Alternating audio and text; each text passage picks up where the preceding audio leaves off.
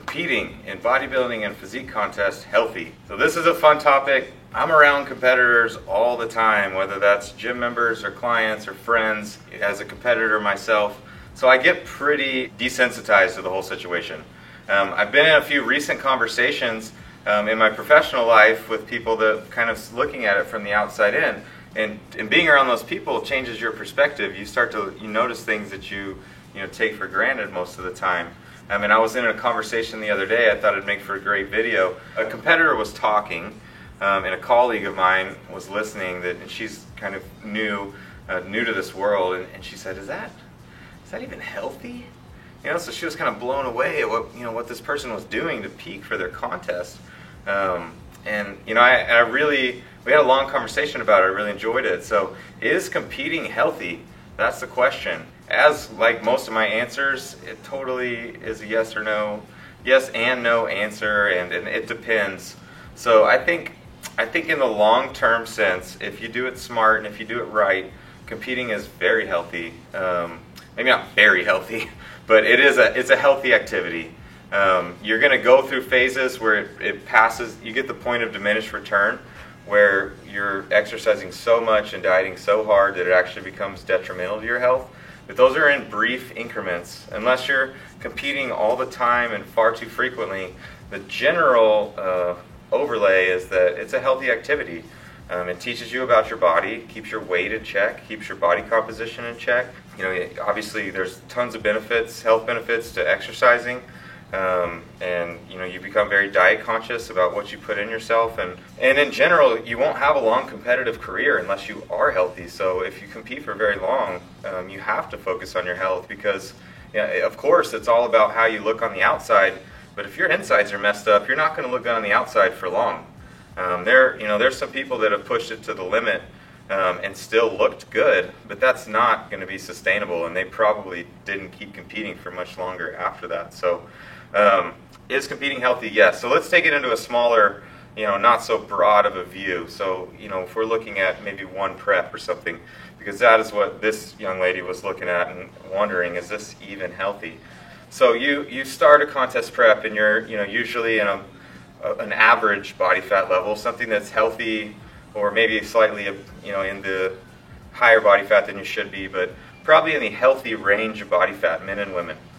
And then you start to lower your body fat by training more and eating less.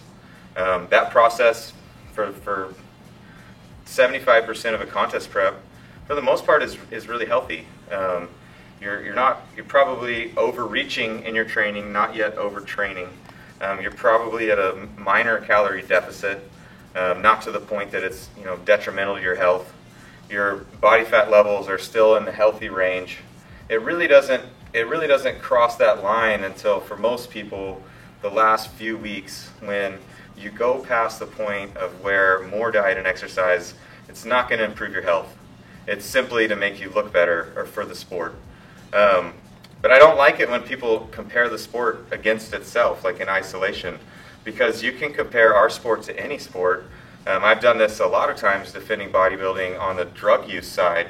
I'm not saying that I'm an advocate for drug use, but just to compare, different sports. Is motocross racing healthy? Yeah, it's great. It gets your heart rate up. Yeah, but you also break your legs when you don't make the jump.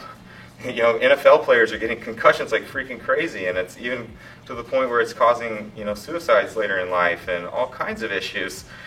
All sports have negative side effects. It's just because, our sport, it kind of happens amongst your daily life.